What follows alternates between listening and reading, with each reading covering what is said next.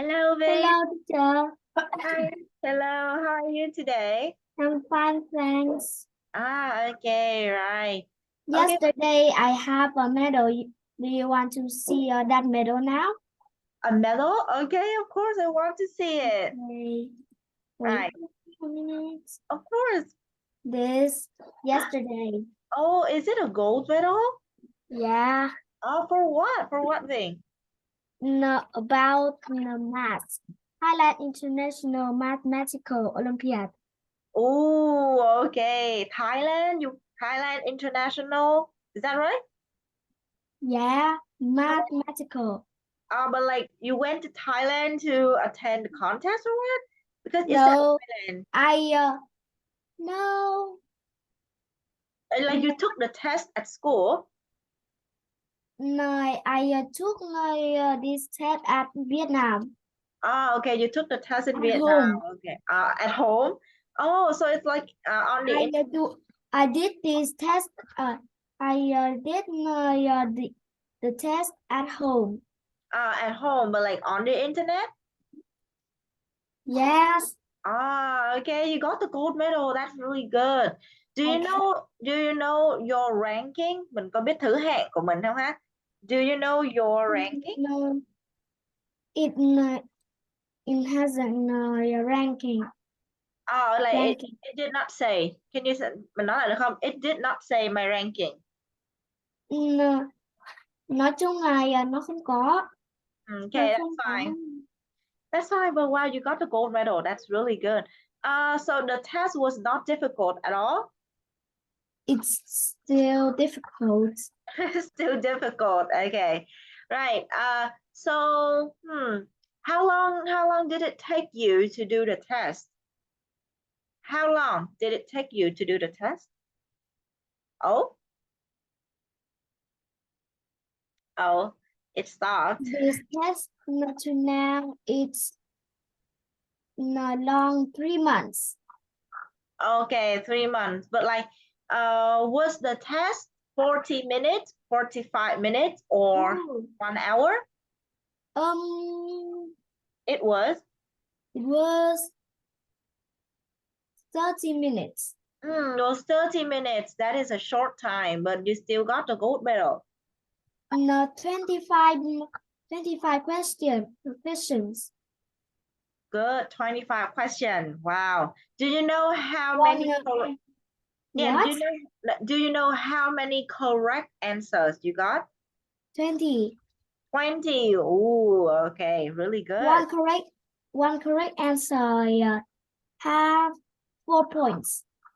One correct answer had 4 points. Good, I know. I see, cô hiểu rồi. Đúng rồi, 4 điểm cho một câu đúng chưa nào? Yeah. Yeah, okay, so in total it will be 100 points. I see. Yeah. I did see. have 80 points. Okay, that's fine, Ming. That's fine. You got a gold medal anyway. Okay. Congratulations. Okay. So are you the only one in your class to take the test and got the gold medal? Seven in my class has 7 friends have gold medal and me. Okay, very good. Ooh, your class, like your friends in the class are so smart, are so talented. Okay. I like it. One friend in my class has silver award. The silver medal. Silver award, that's fine. Oh, okay. Everyone in your class must be very good at math. Oh, yes. Right. Okay. Thank you so much, Ving. Okay. Right. No Now, problem. thank you for telling me the story. Okay, now we will come back to unit 12 a little bit before we move on to another practice test. Okay. Rồi, Okay. lại với cái unit 12 một chút xíu trước khi chúng ta đến với phần tiếp theo, đó là phần practice test nè. Rồi, ok. Hôm bữa chúng ta đã làm xong cái phần này rồi, đó là cái tranh tô màu các hành tinh, đúng chưa nào? I have already sent the picture, the colored version to Zalo, and I hope you saw that. I saw that. Okay, good. Right. Ok, bây giờ chúng ta sẽ nhắc lại một tí xíu về cái cách nói nhiệt độ này bên này. We have talked about this before, but now I want to review. Rồi chúng ta ôn lại cái cách nói nhiệt độ ha. To talk about temperature, you add a number and the word degrees. So for example, this is 16 degrees. It's not 6, sorry. It's supposed to be 16. Okay. Right, this is 16 degrees Celsius. Rồi, và chúng ta thêm một thông tin nào nữa. Đó là nếu như là độ C thì nó sẽ phải là degree Celsius. Được chưa nào? Celsius. That's good. Rồi, can you say that again? 16 degrees Celsius. 16 degrees Celsius. Celsius. Celsius. That's good, right. Most Centigrade. of the time, centigrade là một cách khác để nói cho chữ Celsius. Được chưa nào? So you either say 16 degrees use Celsius that way. Oh, you use the centigrade? Yeah. Okay. You use it in your class? In my class, doesn't learn about temperature. You don't learn about temperature in your class. That's fine. That's fine. Okay. So thông thường ở Vịnh là chúng ta có hai cách nói ha, là 16 degrees Celsius hay là 16 degree centigrade. Rồi còn thông thường nữa là chúng ta không có nói đến cái Celsius hay là centigrade luôn, tức là không có đề cập đến độ C ấy, thì chúng ta không cần đọc cái chữ C vào. Được chưa nào? Không đề cập đến độ C thì chúng ta chỉ đọc number and degree thôi. Rồi. Ok, và chúng ta biết là ở những nơi lạnh nhất trên thế giới thì nó sẽ có cả độ âm nữa. Vậy nên chúng ta sẽ cần phải đọc được cái chữ âm độ này, thì âm sẽ là mà cô ơi, tại sao ở mức âm ấy thì người ta không nói từ Celsius hay centigrade hả cô? Good question. Because it's too long. Đúng chưa nào? Because it's too long. Nó quá dài đi. Đó. Đúng không? Chúng ta sẽ phải đọc thành minus 75 degrees Celsius. Âm 75 độ C, quá dài, thấy chưa? Vậy nên người ta chỉ tóm gọn lại thành âm 75 độ thôi. Minus 75 degree. Ok. Rồi, thực ra là ở đây nó có nói Celsius luôn này Vinh nè. Là cái chữ độ này là degree đúng không? Cái ký hiệu độ tròn tròn này là degree. Và cái ký hiệu C này sẽ là Celsius hay là centigrade. Okay. So in general, they still say minus 75 degrees Celsius or minus 75 degrees centigrade, but it's too long, quá dài nên là mình gọi đơn giản là minus 75 degree. Okay? Okay. Right. Mình có một cái cách nói nữa đó là below zero. Do you know why it is said below zero? Tại sao nó lại nói là below zero nhỉ? Tại vì âm 75 độ C nó đã bé hơn 0 độ rồi.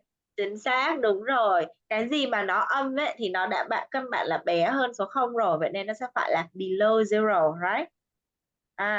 Okay. Then you read a lot of books. So do you know where is the coldest place on Earth? On the Earth. Let me think. Where's the coldest place on Earth? I know one place in Russia. Oh, it's in Russia. Good job. Is it a town, right? Is it a town, a city?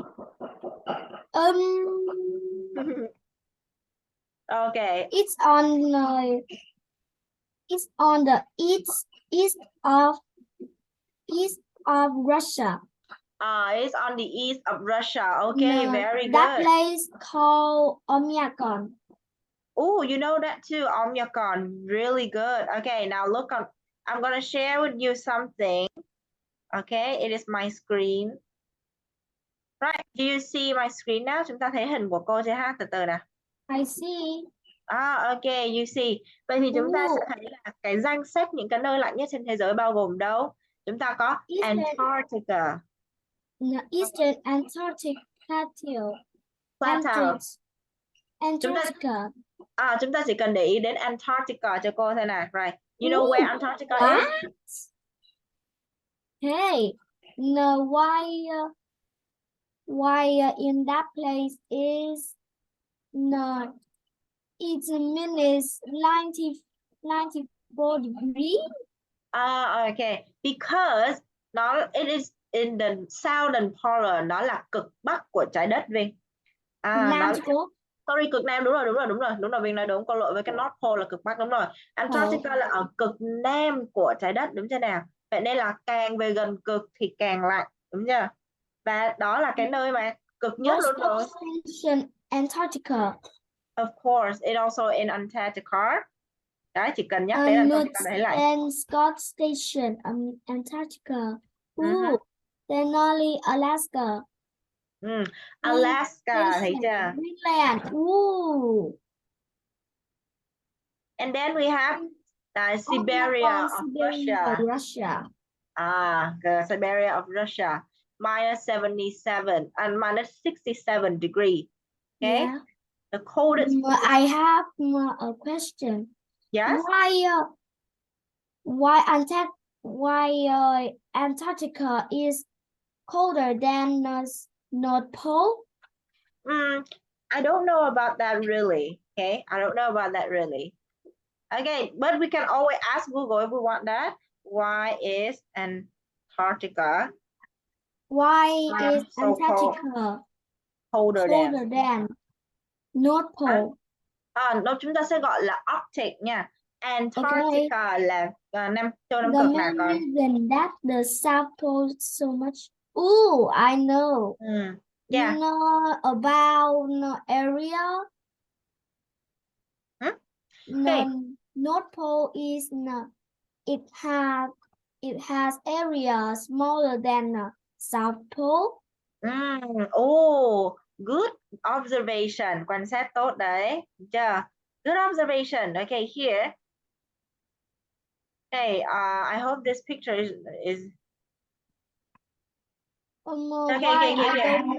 why I don't see anything? Because it's loading. I'm so sorry. It is so laggy. Ooh. Okay, let's see if it is seeable. Oh, this is still so small.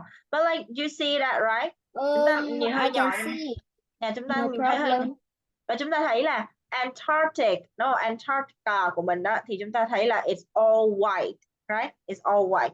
While on the other hand, the Arctic là cực Bắc của mình, there's only small area that is white. Đúng chưa nào? Nó chỉ có một. Denmark. That's good, right? That is why Antarctica is much colder than the Arctic. Okay, đúng chưa? Và có một cái lý do nữa mà nó đã nói rồi là because the wind, the strength of the wind. Okay, tức là gió thổi ở cực Nam thì mạnh hơn ở cực Bắc cho nên nó lạnh hơn. Okay. Good.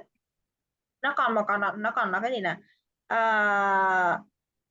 Ok rồi, nó chỉ đơn giản là gió thổi là bên nào mạnh hơn bên nào. Warmer air from missing the polar air.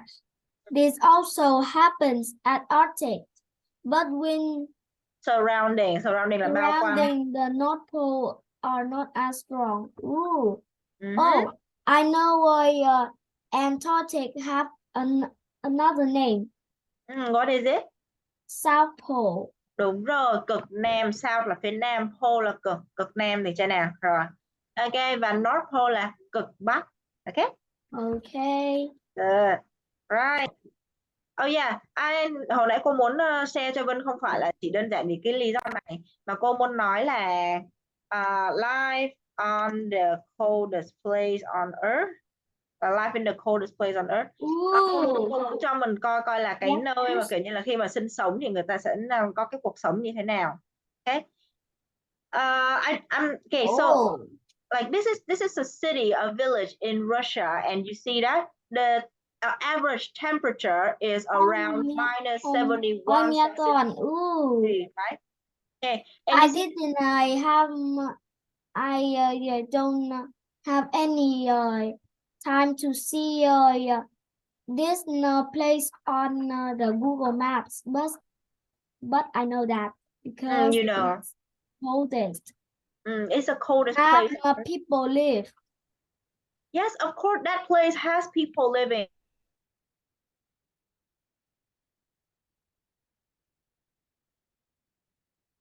So it's like a village here. Do you see it? Thấy chưa nào? Yeah. Okay, right, and you see it's all white. But no, it is a town. Yeah, đúng rồi, đúng. Nhưng mà cô vẫn cảm thấy là nó giống như là một cái village hơn, tại vì nhà cửa thì cách xa nhau và rất là thưa thớt, đúng chưa nào? The houses are also very small. Okay, I At, know it's a town, but it at looks the like a village to west me. of Russia, the population is bigger Mm. Then the east. than the east. Really good. Right. Okay, so you see that if you go outside like this, okay, your okay, your eyelashes will be frozen. Đúng chưa? Trong những cái thời tiết mà ẩm ướt này mà chúng ta đi ra ngoài chỉ cần đứng một lúc lâu thôi là lông mi hay là tất cả những cái bộ phận đó trên khuôn mặt của mình đều sẽ bị đóng băng. Ooh. Here, look at this man. He has a beard, right? He has a beard and he goes out. Look at his beard now. It is frozen. Yakutia. Yakutia. Okay. Now, where is Yakutia on the Google map? Yakutia. Okay. Right. It's right here. Oh, that's Sakha. Con cho tao hết cỡ nên không uống nước ai được à?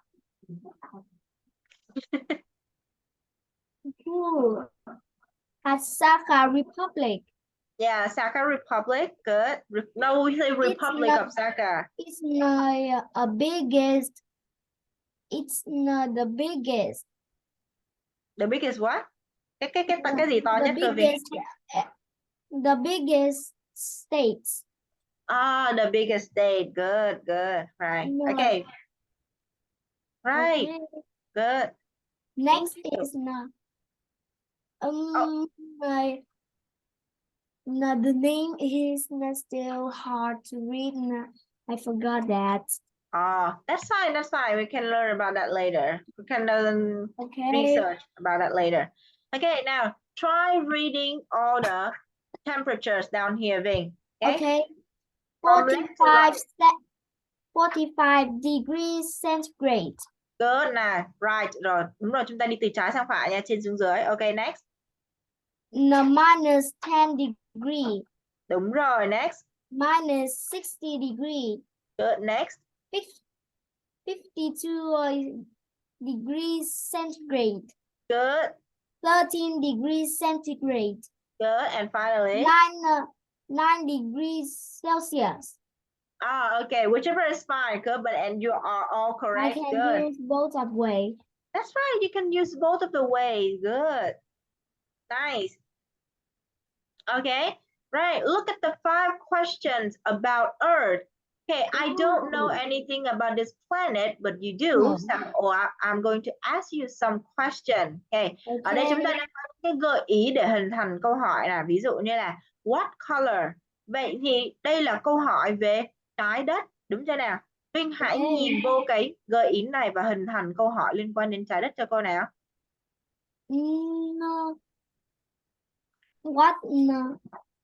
What is what color is the earth? That's right. What color is the earth? Và cô sẽ trả lời là it's blue and white. Được chưa? Blue for sea and white for ice. Blue is for sea and for no is white for clouds. White for clouds. Okay. Right. Okay. What is the average temperature of the earth? About 14 degrees Celsius. That's good. Right. Okay. Can you ask the last question? No, does Earth has rings? Cái này nếu như mà nó đang bắt đầu bằng has này thì chúng ta sẽ phải xài cái cách has got của người Anh nè. Has the earth got rings? Đúng rồi. No, it doesn't. It is not Saturn. It is not Uranus, so it does not have ring. Nó không phải là cái sao Saturn nên nó không có rings. Jupiter and Neptune have ring too. Wait, but that ring is very small. Trong tiếng Anh nó là cái gì? Cô còn đang tưởng là Jupiter nó không có ring luôn đó, vì cô đang nhớ là Jupiter nó không có ring mà. See here, Jupiter does not have ring. Nhưng mà nó mờ quá. Ok, vậy thì chúng ta nói là Ok, vậy thì chúng ta nói là khó nhìn thấy thì nó sẽ phải là the ring is very hard to see. Chưa? Yeah. Neptune too. Oh, Neptune also has a ring. So hard to see too. Okay, I know. Now I know. Thank you. Right, rồi, câu hỏi nè. How long does it take how long does it take for the earth to go around the sun?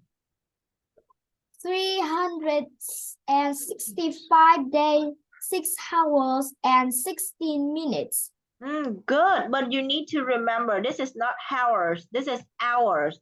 The H is silent. That's right. One more time. 6 hours and 16 minutes. 6 hours and 16 minutes. Good. Đúng rồi nào. Ask the last question about the earth.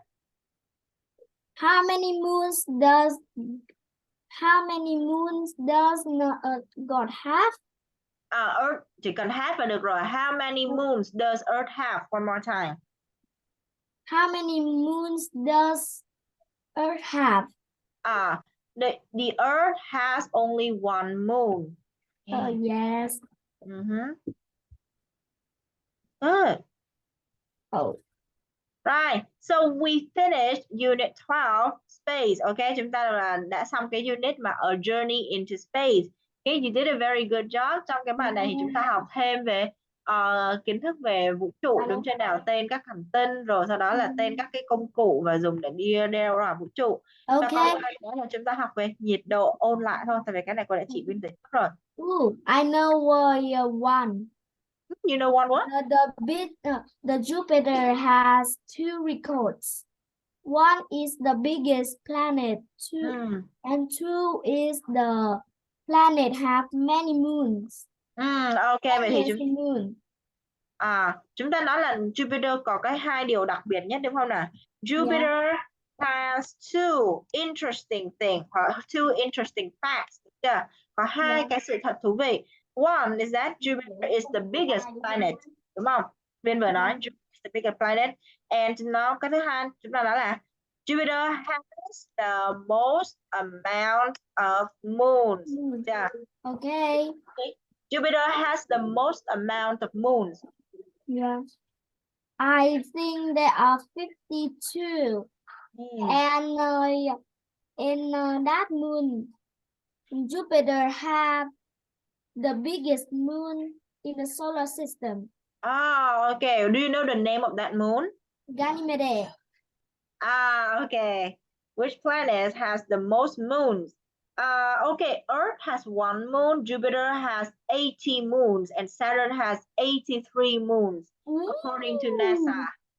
83. Ooh. Yeah, 83. It's still amazing. Of course. It is according to NASA, which planet has the most moons. Okay, and you will see that NASA says Saturn has 83. Okay? Oh. Okay, so when you ask questions like which planet has over 100 moons? Can a planet have 1,000 moons? What? 1,000 moons? Those are very silly questions. Những cái câu hỏi đó hơi ngớ ngẩn tí xíu.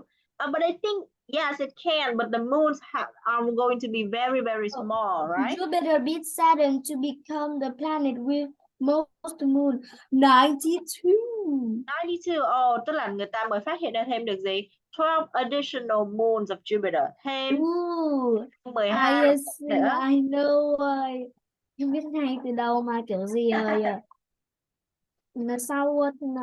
Sao Mộc cũng có nhiều mặt trăng nhất. Okay, right. Here.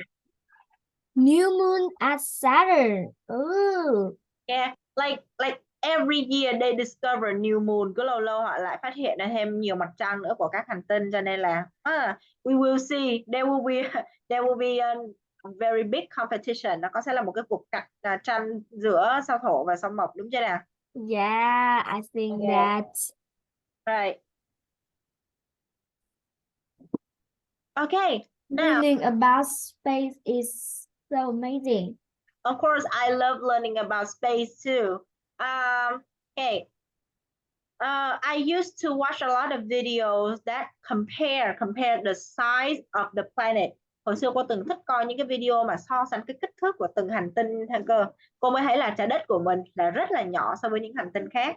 Especially, Yeah. okay. Okay, so do you Ooh, know I know the biggest black hole in the space. do you know the difference between a planet and a star? No, the star is bigger than. The star is bigger than the planet. Not really. The star has two things. It is always burning, always on fire. Chúng ta hiểu như vậy là lúc nào cũng đang trong tình trạng mà bùng cháy, đúng chưa nào? Đấy. Okay. Does not have atmosphere. Không có cái tầng bầu khí quyển á. Thì không có cái bầu khí quyển. Yeah. It means that it has very little oxygen, là không có luôn. Okay. And compare them to Mars, Venus, and what else? Mercury, right? Oh, yeah. They are not on fire. Nó không có cháy, and it has atmosphere, right? No, I know the biggest black hole. Oh, you know the biggest black hole. I think I know that, but I don't know the name. I forgot. What is the name of the biggest black hole? POE 618. Oh, it's a bunch of Biggest. numbers. Okay, it's a bunch of numbers. Đó là một dãy các chữ số thì I don't remember that. I will never remember that. No, you have some pictures to share about that. Do you have? Let's see. I'm not so sure. Okay, I'm going to share the screen again. Okay. Right. Okay, biggest black hole, right? Okay, I have to pause the screen. In the universe.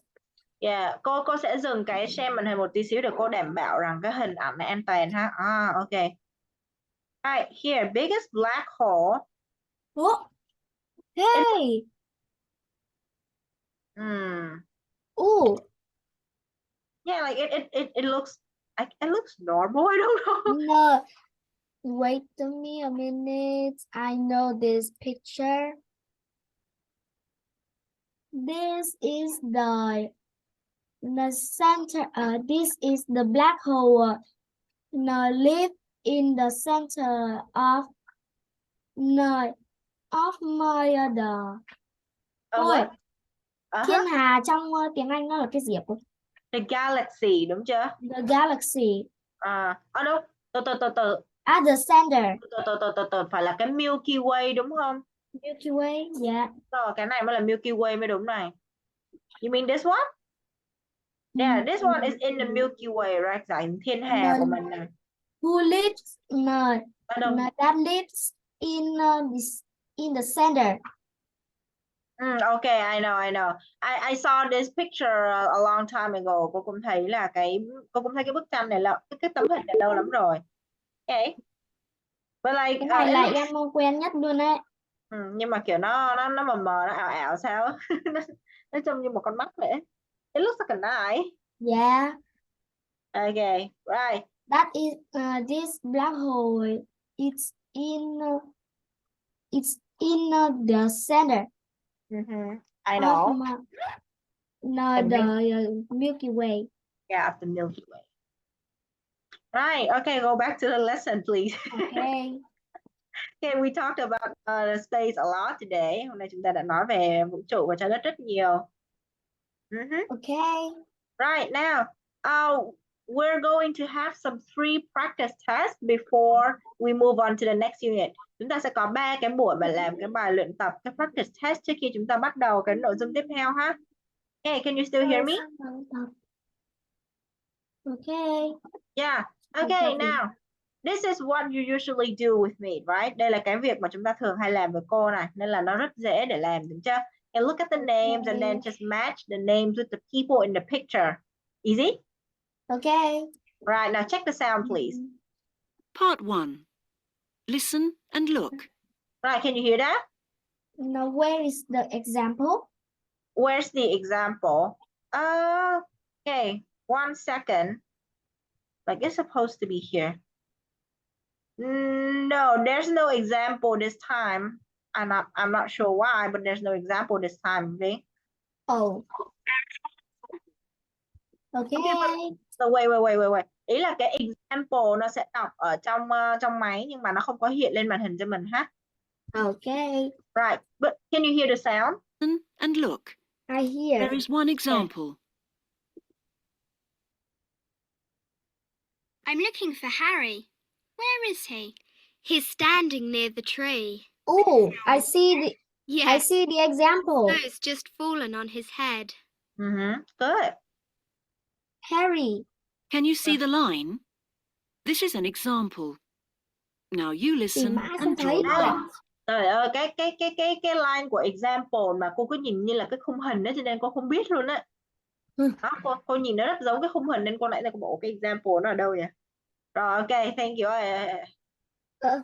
Sorry. Now let's go. And which girl is Emma? She's sitting on a sledge. With a dog? That's right.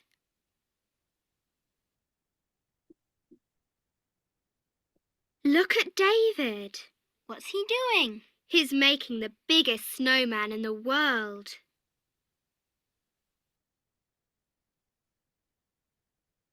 Where's Patch? She's skiing down the hill. Oh, yes. She's good, isn't she?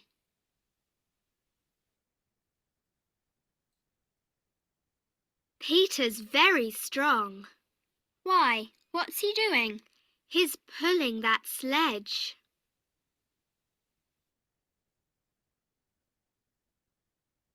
Look at Helen. Where is she?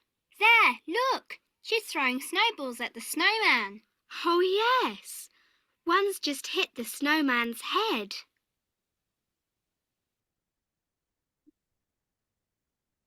Now listen to part 1 again. Right, Cái Vinh, này cũng hơi rối nha. wait, Vinh, do you want to listen again? Yeah, no.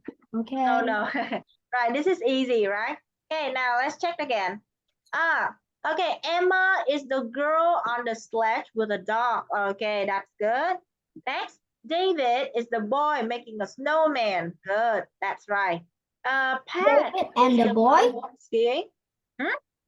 David and the boy is... Tức là cái này nó đang bảo là hãy nối cái tên David và cái bạn nam đang làm người tuyết này.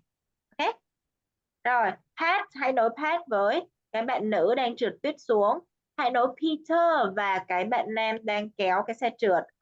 Nice. Và cuối cùng nối Helen và cái bạn nữ đang ném tuyết để chơi nào. All are correct. Very good job. This is easy, right? It's still easy. Yeah, it's still easy. Right. Cái hôm bữa thi Scott nó có cái dạng bài thi nghe này không? Có cô ạ, nhưng mà em đang băn khoăn là không hiểu sao nó lại không có bài tô màu. Sao nó không có bài tô màu thì người ta chọn lựa ra thôi Vinh, người ta lựa ra chứ không phải là người ta lấy hết, tại vì lấy hết thì nghe sẽ rất là lâu. Rồi, now we're going to listen and fill in the blanks. Bài này thì cô khuyên là chúng ta nên nghe 2 lần để có những cái câu mà chúng ta không ghi kịp thì nhiều lần sau chúng ta bổ sung ha. Ok. Rồi, sorry. Nào bây giờ chúng ta có cái cô Sue Clark này đúng chưa nào? The information of Miss Sue Clark includes những thông tin về cô Sue Clark sẽ bao gồm her job, right, how she makes her work with, tức là những cái tác phẩm của cô ấy thì sẽ được làm bằng metal và cái gì đó. Okay, when does she start work, where does she work, and what is her favorite thing? You understand? Okay. Right, now let's go. Chúng ta sẽ nghe 2 lần ha. Let's go. Part 2. Listen and look. There is one example. Hello, Sue. I'm a journalist. I'm going to do a program about jobs. Can I ask you some questions, please? Yes, of course. What's your surname? Clark. Is that C-L-A-R-K? That's right. Can you see the answer? Now you listen and write. And what do you do, Sue? What's your job? I'm an artist. Do you paint pictures? No, I'm not that kind of artist. I make things. Oh, I see. So, if you don't paint, what do you make things with? Sometimes I use metal, but I prefer making things with wood. I see. Now, can you tell me about your day, Sue? Do you start work early? Yes, I do. I work from 7 o'clock in the morning until midday. So you have to get up early then. And where do you like to work? I do all my work in the basement. It's nice and quiet there. Did you make these things here? They're lovely. Yes, and this is my favourite. Oh, a music box. Yes, and if you turn the key, it plays a song.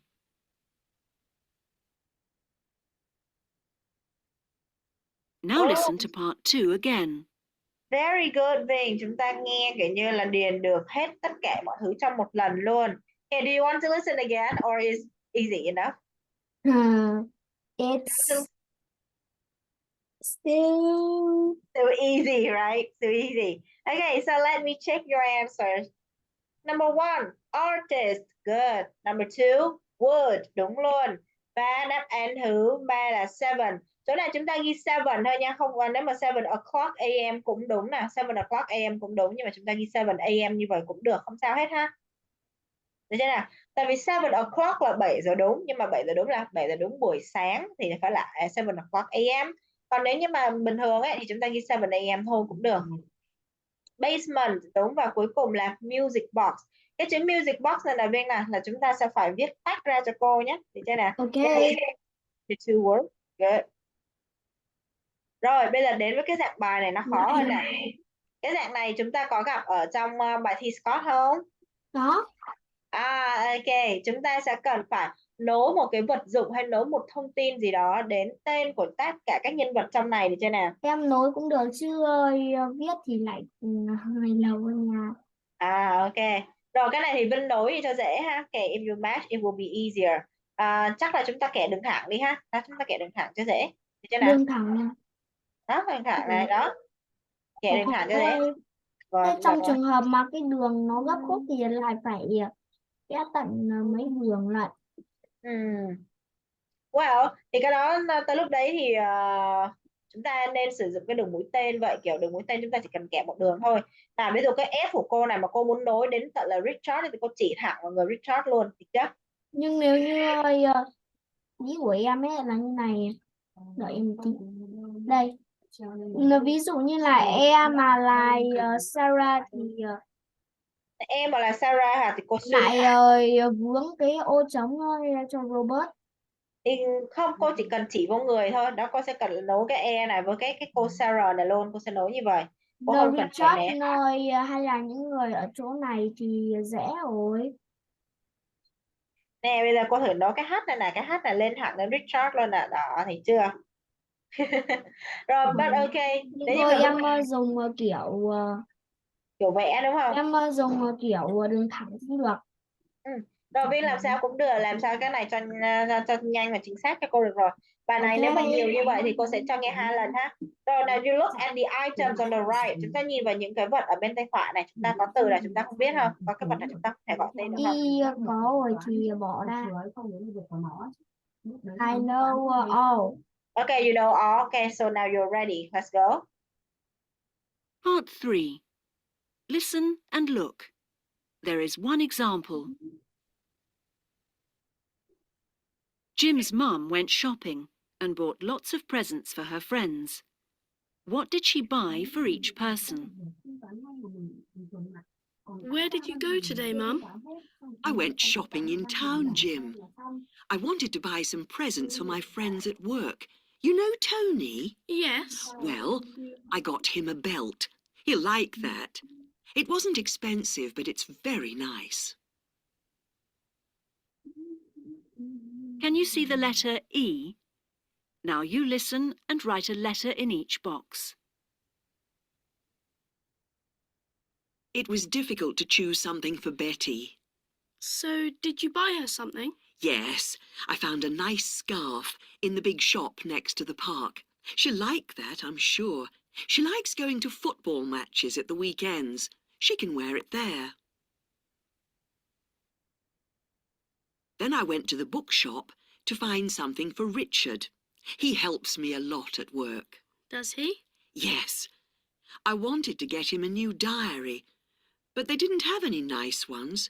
Then I found this dictionary and thought, that's a good idea. So I bought that. F and H. Cô ơi, em đang bị gặp một vấn đề And cô you ơi. met Sarah last... Nơi cái F và H đều là sách thì bây giờ em nên chọn cái gì nối với Richard đây cô? Em nghe ra từ gì của Richard nào? Em nghe ra từ gì? Dictionary. Dictionary đúng chưa? Thì cái dictionary cô nghĩ là cái F mới là đúng nè, cái cách trình bày đúng của dictionary thường nó sẽ là F. Trình bày theo kiểu là hai cột như vậy nè, đó thì nó sẽ là của dictionary. Ok. Đó, kẻ nhiều đường quá. Rồi, continue. this dictionary and thought, that's a good idea. So I bought that. And you met Sarah last week? Yes.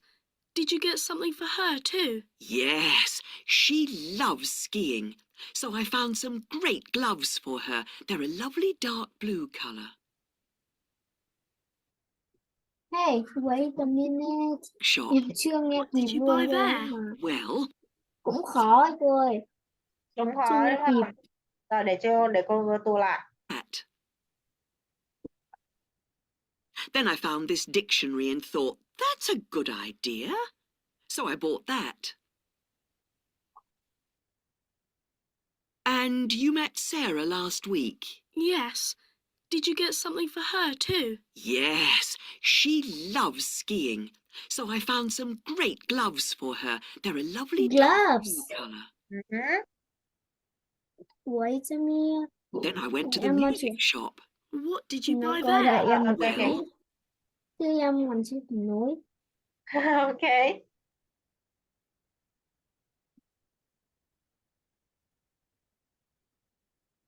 Okay, Sarah. Gloves for Sarah. Blue colour. Then I went to the music shop. What did you buy there? Well, I wanted to get Robert a CD of some guitar music. He loves that. But I couldn't find one that I liked. I was going out of the door when I saw another one. I stopped to look at it, then decided to listen to it. It was great, so I bought that one for him. The last word or the city and the picture B? I don't know. It's your exercise. Bài tập của Vân tự làm mà ha. Yes, but it is too difficult. Too difficult. Rồi chúng ta sẽ nghe thấy những từ khóa gì đầu tiên nhỉ? Ví dụ như là cô này cô sẽ đến là music shop, đến trên nào, và music shop thì có thể nào là cái hình A được không? Cái băng này không phải băng nhạc nha Vinh nha. Cái này là dùng để coi phim. This is for movies. Okay? Okay, This B. is for movies. Okay, B. The match for wait a minute. Who is it? The Roberts.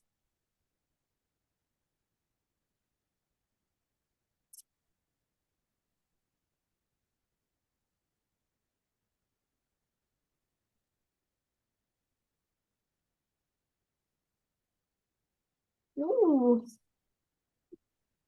Oh, okay, nice. What else did you buy? I needed something for Lucy. I got a torch. It's not very exciting, but I couldn't find anything else. Oh, I thought about a video before that, but I don't think she watches those now. But why are you buying all these presents, Mum? Because on Monday, I'm starting a new job, and I have to leave all my friends at work. Rồi, Now rồi listen to chúng ta có nghe thấy câu đó không?